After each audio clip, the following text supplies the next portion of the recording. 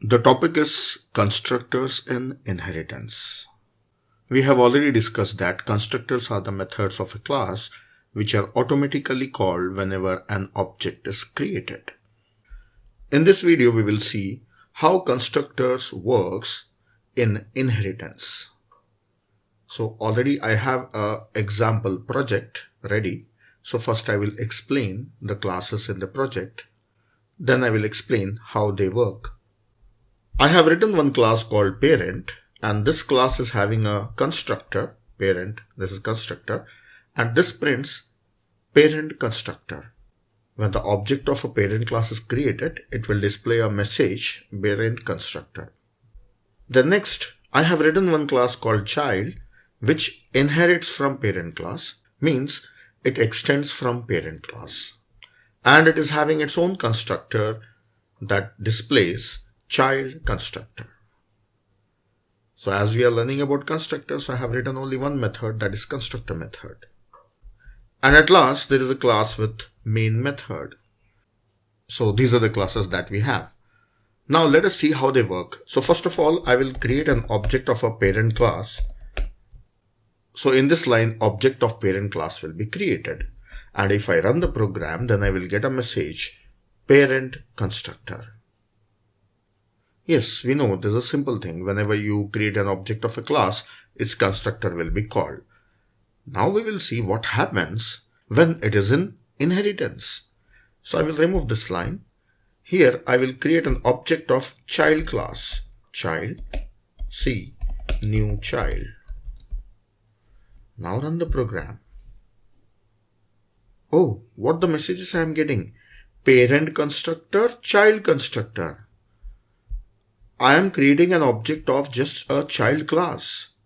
But if you see, I am getting two messages, that is parent constructor and child constructor.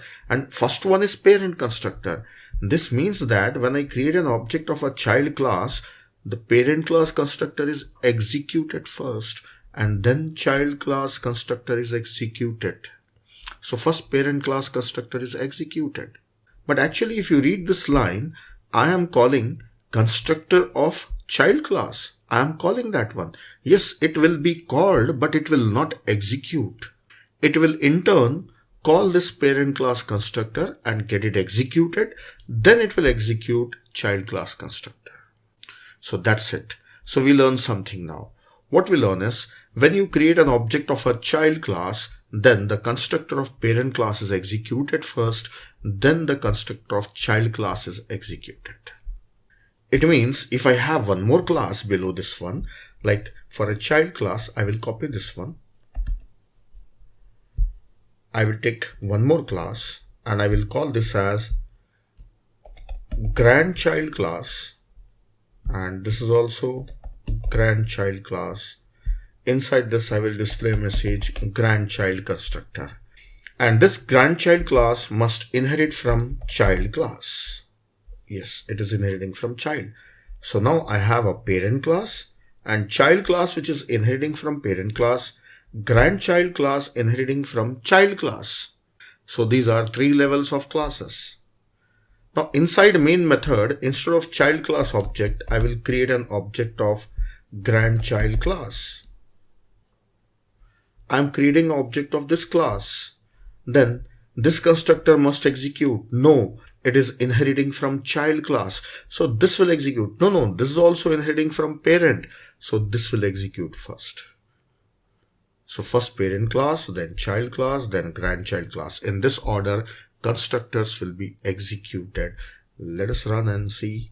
Yes. First message is parent constructor. Next message is child constructor. Next message is grandchild constructor. So conclusion, whatever the levels of inheritances we have done, when we create an object of some class, then the constructor of topmost class in the levels will be executed, then next level, then next level. So the constructors are executed from top towards bottom.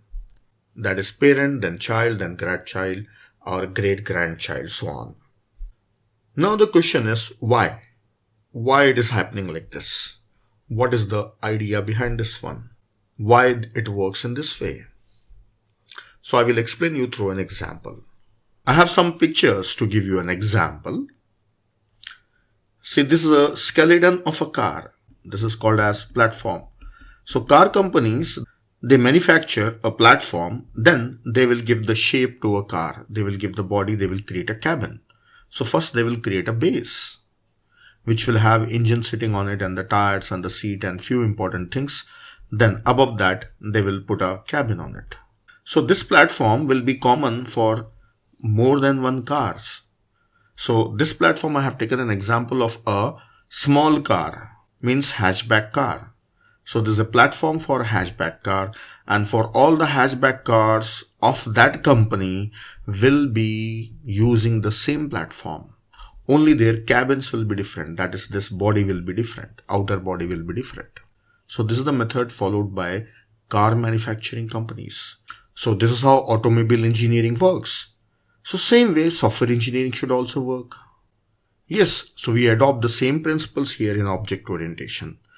I will relate this example with the program we have seen just now. There we were having a parent class and the child class. So let us call this as a parent. This is a parent and this is a child. This is a child. This is inheriting from this one. Yes, this is nothing but a platform, and above that cabin is there, so it becomes a complete car. Without this platform, this car cannot be made. So this is a base class and this is a derived class. This is a super class and this is a child class.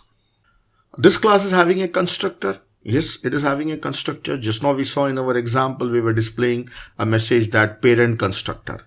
We wrote it. Then this is also having a constructor, that is child constructor. Now coming to the final point.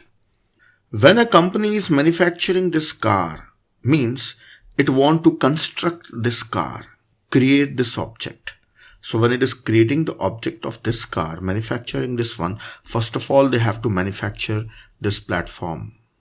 First, they will manufacture this platform, then only they can manufacture this car. So when you want to create an object of child class, then first of all, the constructor of parent class should execute, then the constructor of child class can execute. So in the construction of this car, this should be constructed first, then only this can be constructed.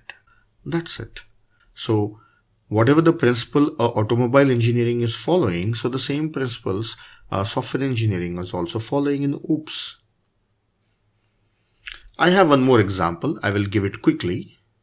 In this example, I have gone into little detail, but let us look at this one. This is very simple and easy. See, this is a car from Suzuki company and this car is Swift car. And this is Swift Desire. The difference is this is a hatchback car and this is a sedan car.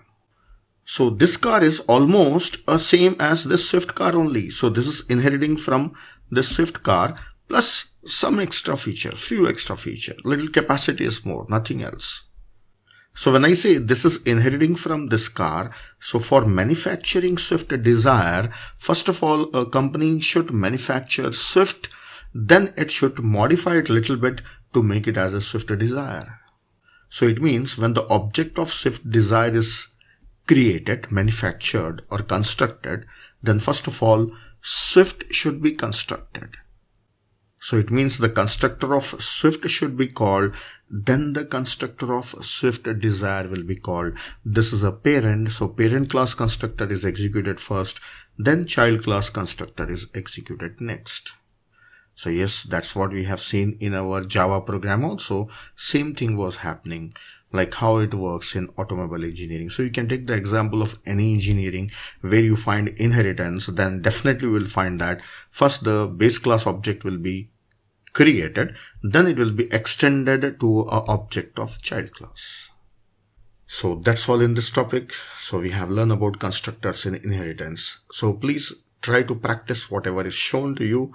You code it by yourself once. And remember, you can learn programming by practice. So that's all.